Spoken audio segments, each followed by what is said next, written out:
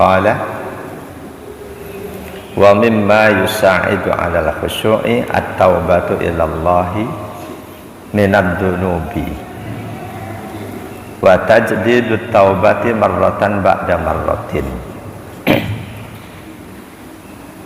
Kesimpulan dari musannif kitab ini, Syekh Abu Lutfi Muhammad bin Lutfi bin Abdul Latif bin Umar As-Sobag, di antara yang dapat membantu seseorang menggapai kehusyuan adalah selalu bertaubat. Selalu bertaubat kepada Allah dari dosa-dosanya dan selalu memperbaharui taubatnya.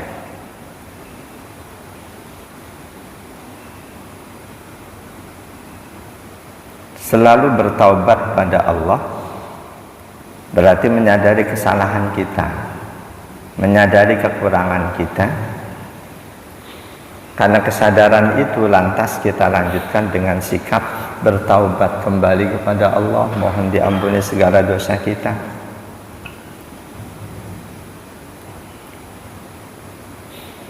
Paling tidak urusan taubat ini kita harus bercermin dari Rasulullah Sallallahu Alaihi Wasallam. Kita yakin beliau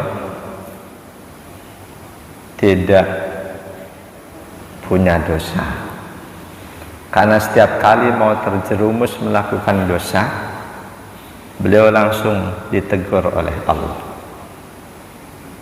Tidak sampai terjadi melakukan dosa, sudah langsung ditegur oleh Allah. Bahkan sekedar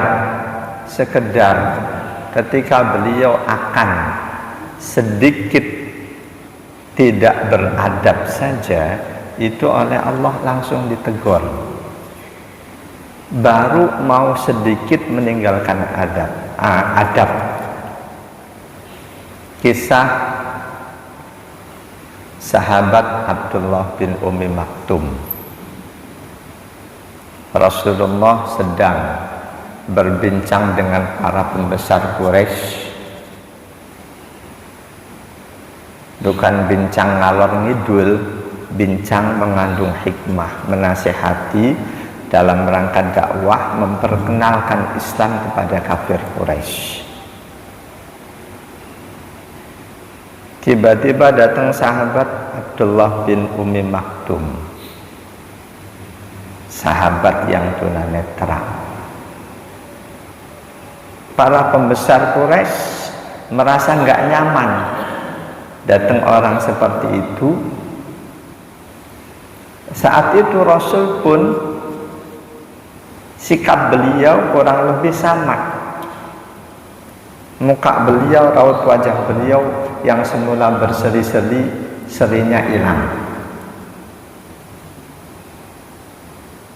Bahkan ketika sahabat Abdullah bin Ummi Maktum salam, beliau melengos.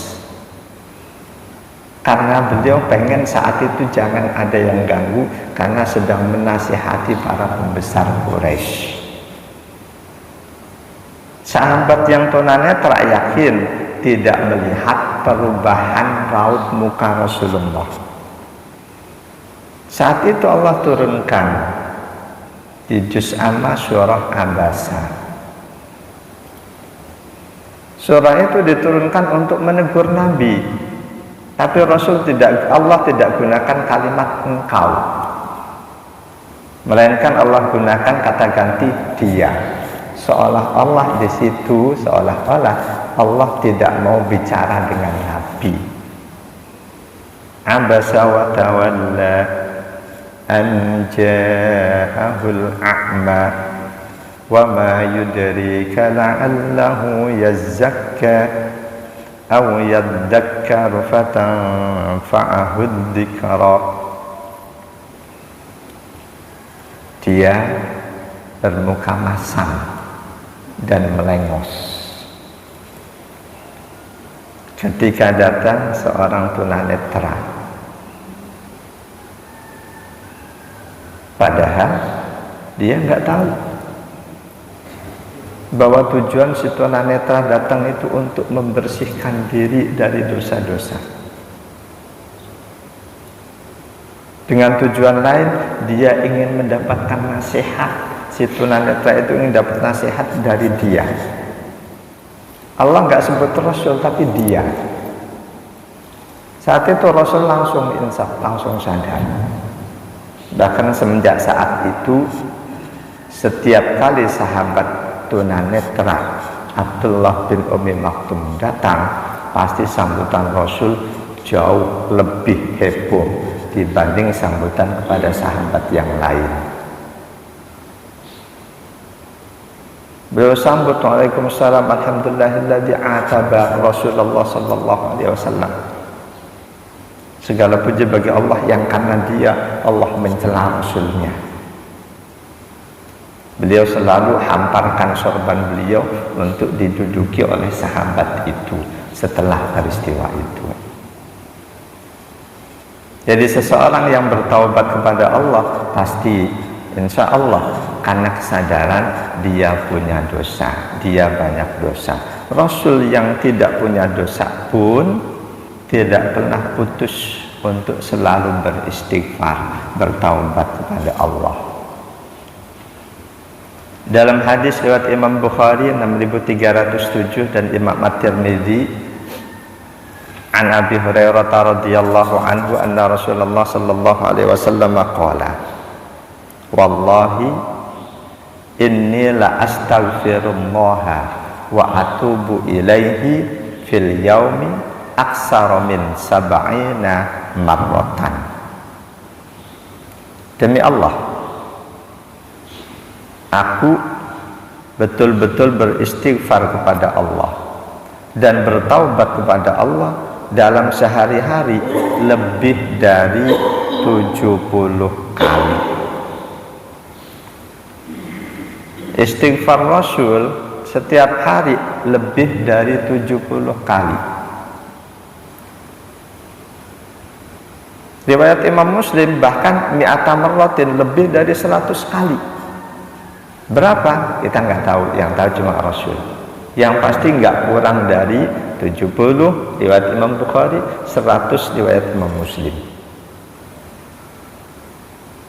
Jangan berarti lantas kita batasi, nggak boleh seorang muslim taubat lebih dari 100 kali. Nggak ada batasan. Karena ketika dia lebih dari 1000 kali berarti dia mengalahkan Rasul. Enggak. Rasul yakin senang ketika umat beliau sanggup beramal soleh lebih dibanding beliau. Jadi untuk amal-amal yang bersifat umum tidak ada larangan untuk kita kerjakan, katakanlah lebih banyak dari yang dikerjakan oleh Rasul. Tersyaratkan dari hadis sahih Bukhari Muslim, fa idza amartukum bisyai'in fa'tu minhu mastata'tum. Jika aku perintahkan kalian mengerjakan sesuatu, kerjakan semampu kalian. Jadi nggak ada batasan. Kecuali untuk jenis amal ibadah yang sudah fix, sudah ditetapkan jumlahnya. Seperti rakaat sholat wajib, sholat sunnah, subuh 2, ya udah 2, jangan tambah lebih lagi. Haram hukumnya, bid'ah dolalah itu. Sholat malam berapa rakaat? Nggak ada batasan. Walaupun di hadis Siti Aisyah Rasul nggak pernah lebih dari 11, itu bukan batasan.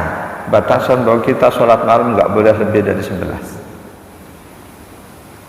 Rakaat 11 itu bukan batasan untuk sholat malam. Itu sholat witir maksimal yang dilakukan oleh Rasul. Jadi Rasul yang tidak punya dosa, beliau beristighfar, bertaubat setiap hari nggak kurang dari 70 kali. Riwayat Imam Muslim, nggak kurang dari 100 kali. Riwayat Imam Bukhari yang 100 kali Imam Muslim. Jamaah dan Allah yakum ajmain. Buat selain Rasulullah, kita beristighfar, kita bertaubat. Fattaubatu tajubbu ma qablaha wa tusfil qalba wa taj'aluhu syafafan raqiqan wa tu'inu 'alal khusyu'. Fungsi taubat, fungsi istighfar untuk menutup kekurangan yang terjadi sebelumnya, untuk menjadikan hati semakin lembut, semakin sensitif. Dan selanjutnya, ketika hati seseorang itu sensitif, lembut, dia akan mudah menerima nasihat, sekaligus akan menjadi orang yang perasa. Ketika hatinya masih kasar, baca ayat, dia ngerti artinya, tapi dia masa bodoh, dia baca labas terus. Begitu hatinya sudah bersih, sudah semakin sensitif, semakin lembut, perasa, dia baca ayat, dia hayati, dia ingat. Di ayat-ayat seperti ini Rasul selalu berdoa, dia pun praktekkan doa. Jadi orang yang akan mempraktekkan adab membaca Al-Quran seperti yang dipraktekkan oleh Rasul, yang diantaranya ketika ketemu ayat-ayat tentang adab langsung mohon perlindungan, ketemu ayat-ayat rahmat Allah langsung meminta rahmat Allah, ketemu ayat-ayat yang mengisyaratkan untuk berdoa, ya kita berdoa. Itu diantara adab membaca Al-Quran. Seperti tadi di akhir rakaat kedua, inna ilaina iyabahum summa inna alaina hisabahum. Siti Aisyah mendengar ketika Rasul membaca ayat itu, Rasul timpali dengan doa, Allahumma hasibni hisaban yasira. Jadi mengomentari atau menimpali ayat-ayat yang kita baca sesuaikan dengan materinya, itu merupakan salah satu adab tilawah Rasulullah Shallallahu Alaihi Wasallam. Atau ketika kita baca ayat terakhir Al-Baqarah, di situ mengandung doa-doa. Selipkan di situ kalimat amin.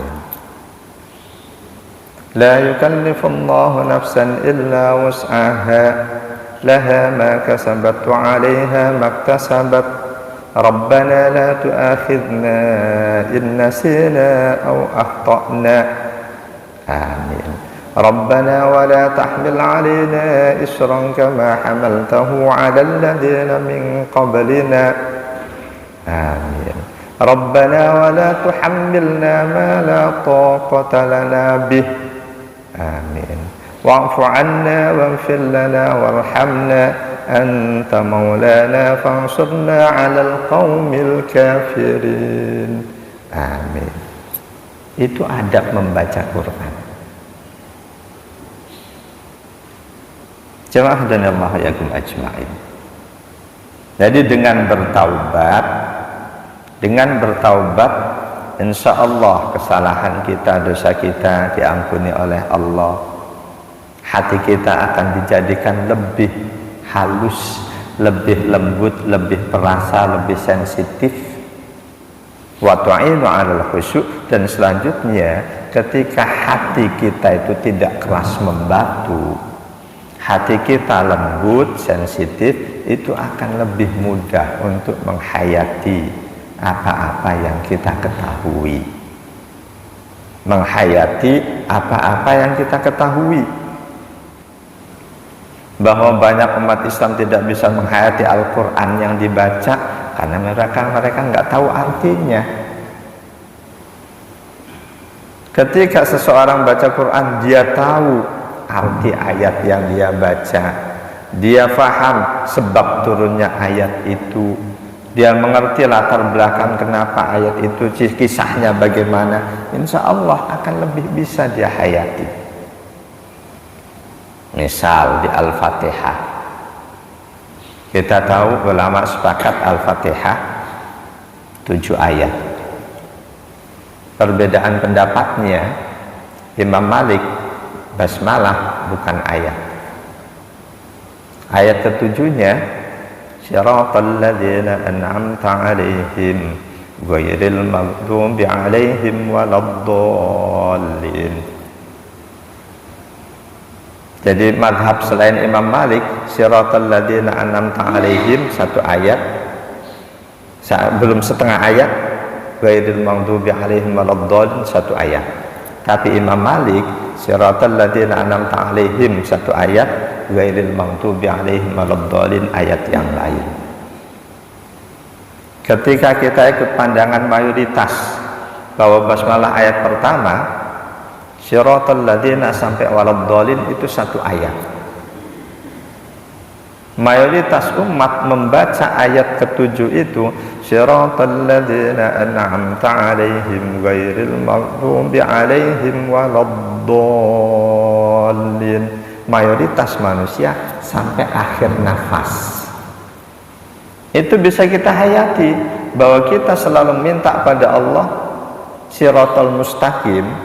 Kita minta ditetapkan di jalan yang lurus itu sampai akhir nafas kita, sampai kematian kita. Jangan pernah berhenti kita meminta siratal mustaqim. Di situ kita bisa hayati, ihdinas siratal mustaqim, siratal ladzina an'amta 'alaihim ghairil maghdubi 'alaihim waladdallin. Kita minta siratal mustaqim sampai akhir hayat kita.